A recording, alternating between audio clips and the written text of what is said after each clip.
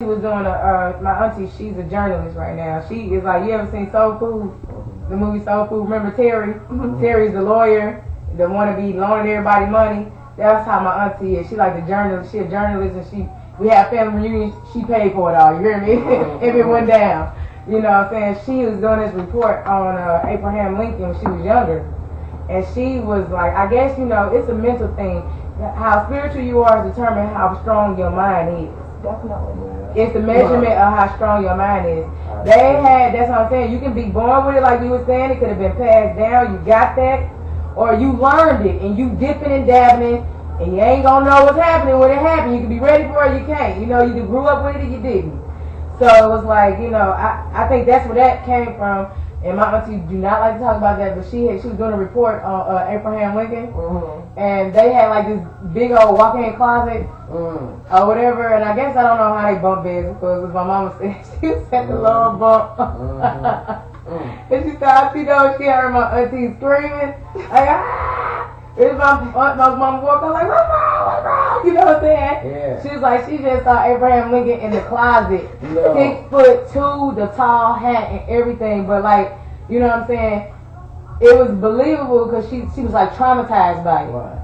Like she kept that she was trying that. Like my auntie, she won't talk about nothing like that. It's like, you know what I'm saying? When you open up that wicked door, you bringing them spirits in. And my mama had referred to as the baby spirits as tiny tots.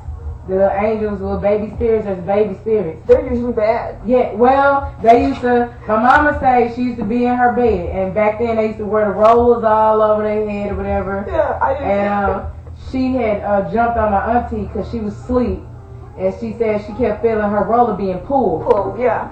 Really? Yeah, it's like pulled. Yes. Yeah. Yes. And my mama, she said, she was like, stop, Lele. Because my auntie name, like, stop, Lele.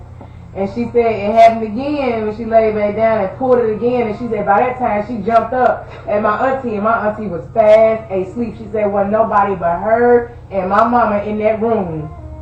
And she said though she got used to them though. They was like little tiny tots, she called them baby spirits. But yeah, they lived in the house where they iron used to fall and stuff. And see, that's the thing too. Back in the late 90s. People don't talk about it. Yeah, I was into what? People just don't talk about it, but everybody experiences it. Back in the late 90s, I was into Wicca. And even my friend would call me Wicca Cricket. And then I got out of it and kind of went back to Christianity. And I guess you were saying that your grandma was into it. She studied everything. See, Bill was a Wicca. Nally? No, he was a Satanist. Yeah, Then he was a Wicca. Now I think he's a pagan Hecate witch. But he is interested in going, and I'm interested in going away from. Because I don't feel the need to go looking for certain things. I just don't. I think the way we are, it'll find us anyway, because we're more open for some reason. And I don't know why.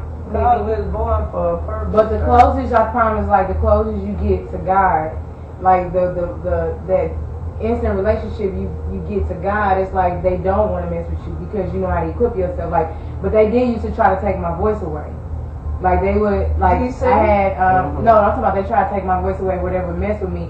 See, my grandmother, when she told me what to say to a spirit if I ever came in encounters with one. Okay, they used to try to attack me in my dreams. You know what I'm saying? I have seen stuff in the open, but I haven't seen it where it's like it was once in a while towards what my family can tell you. In general, I haven't, because I don't open myself up like that. My grandma would tell me, but she had told me, if you see one, you ask them, you call on the name of Jesus. You know what I'm saying? But, you know what I'm saying, if one makes you so comfortable, because, people got spirits out there, they see their family members, you know what I'm saying, they can get comfortable. Some people, it don't scare them like that. You know what I'm saying? And some people, it does. It'll freak you out.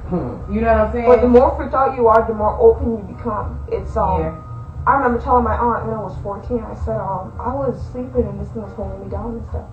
She said, if you fight it, it will, if you fight it, it will try to hold you down more. Just relax.